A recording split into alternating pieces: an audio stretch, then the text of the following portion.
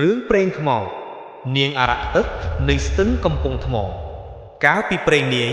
មានភូមិមួយនៅក្បែរស្ទឹងដ៏ជ្រៅមួយដែលគេហៅថាស្ទឹងកំពង់ថ្មស្ទឹងនេះមិនត្រឹមតែជាប្រភពទឹកសម្រាប់ស្រោចស្រពដំណាំនិងនេសាទត្រីប៉ុណ្ណោះទេថែមទាំងជាទីកន្លែងដែលអ្នកភូមិជឿថាមានបារមីថែរក្សាតែងតែមានរឿងចម្លែកកើតឡើងនៅទីនោះមានរឿងដំណាលតគ្នាថាមាននាងអារក្សទឹកមួយអង្គរស់នៅក្នុងបាតស្ទឹងដ៏ជ្រៅបំផុតគេថានាងមានរូបឆោមស្រស់ស្អាតលឿនពីស្រីណាក្នុងលោកតែភ្នែករបស់នាងមានពន្លឺពណ៌បៃតងស្រទន់គួរឲ្យព្រឺខ្លាចនាងតែបង្ហាញខ្លួននៅពេលយប់សន្សានត្រជាក់បក់ផាត់កាត់ដើមឈើធំតាមមាត់ស្ទឹងមានយុវជនម្នាក់ឈ្មោះច័ន្ទជាអ្នកនេសាទចំណានគាត់ជាកំឡោះសង្ហានិងក្លាហានមិនដែលខ្លាចរឿងខ្មោចព្រាយអ្វីឡើយមួយយប់គាត់បានចេញទៅបង់សំណាញ់នៅកណ្ដាលស្ទឹងខ្យល់រាត្រីត្រជាក់ល្ហឹមលាយឡំនឹងសំឡេងសត្វយំឆ្លើយឆ្លងគ្នារំពេចនោះគាត់ក៏បានឮសំឡេងនារីម្នាក់កំពុងបោកលេងទឹកសោយក្អកក្អែយ៉ាងពីរោះរណ្ដំច័ន្ទងាកទៅមើលក៏ឃើញនារីម្នាក់កំពុងអង្គុយលើថ្មធំមួយនៅកណ្ដាលស្ទឹងសក់វែងអន្លាយខ្មៅរលាស់ចុះក្រោមខ្នងស្បែកសភ្លឺថ្លានាងងាកមកញញឹមដាក់ច័ន្ទភ្នែកពណ៌បៃតងរលើបច័ន្ទស្រឡាំងកាំងដោយសម្រក់នាងហើយក៏ភ្លេចខ្លួនអុំទូកទៅរកនាងអារក្សទឹកញញឹមម្ដងទៀតហើយហៅច័ន្ទដោយសំឡេងផ្អែមល្ហែមថាបងសំណាញ់យប់ជ្រៅម្លេះបងមិនខ្លាចខ្មោចទេឬច័ន្ទឆ្លើយទាំងអៀនថាបងមិនខ្លាចទេបើបានឃើញស្រីស្អាតដូចអូននាងអារក្សទឹកក៏ហៅច័ន្ទឲ្យទៅអង្គុយក្បែរនាងហើយនិយាយរឿងសប្បាយជាមួយគ្នា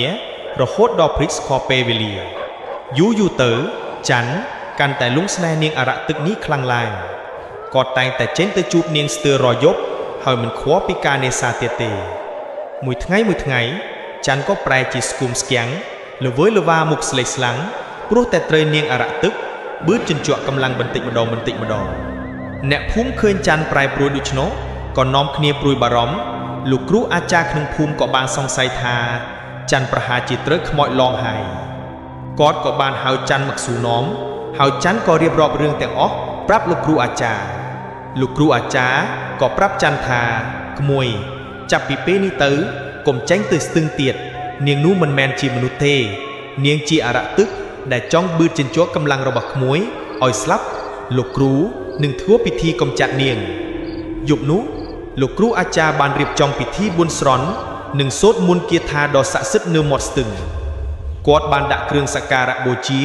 និងដុតធូបទៀនអ៊ុតផ្សែងហួយត្រឡោមស្របពេលនោះស្ទឹងកំពង់ថ្មក៏ចាប់ផ្ដើមឡើងរលកធំខ្យល់បក់ខ្លាំងឮសំឡេងធ្ងោទ្រហោយំយ៉ាងសន្ធឹកនាងអារក្សទឹកក៏លេចមុខឡើងទាំងកំហឹងរូបរាងប្រាយជាគួរឲ្យខ្លាចសក់រញ៉េរញ៉ៃភ្នែកឡើងក្រហមព្រាតនាងស្រែកគំរាមលោកគ្រូអាចារ្យថាឲ្យបញ្ឈប់ពិធីតែលោកគ្រូអាចារ្យនៅតែបន្តសូត្រមន្តយ៉ាងស្ងប់ស្ងៀមទីបំផុតដោយសារតែមន្តអាគមរបស់លោកគ្រូអាចារ្យនាងអារក្សទឹកក៏ត្រូវទទួលបរាជ័យនាងបានស្រែកទ្រហោយំយ៉ាងខ្លាំងរួចក៏បាត់ទៅក្នុងបាតស្ទឹងដ៏ជ្រៅបំផុតនោះជារៀងរហូតចាប់តាំងពីពេលនោះមកស្ទឹងកំពង់ថ្មក៏លែងមានរឿងចម្លែកកើតឡើងទៀតហើយច័ន្ទក៏បានជាសះស្បើយពីជំងឺហើយលែងចេញទៅបង់សំណាញ់នៅពេលយប់ទៀតហើយអ្នកភូមិក៏នៅតែបន្តដំណើររឿងនាងអារក្សទឹកនៅស្ទឹងកំពង់ថ្មនេះតគ្នាដើម្បីរំលឹកដល់ក្មេងជំនាន់ក្រោយកុំឲ្យលង់លក់នឹងសម្រស់ខាងក្រៅហើយត្រូវប្រុងប្រយ័ត្ននឹងរឿងអាថ៌កំបាំងដែលនៅជុំវិញខ្លួន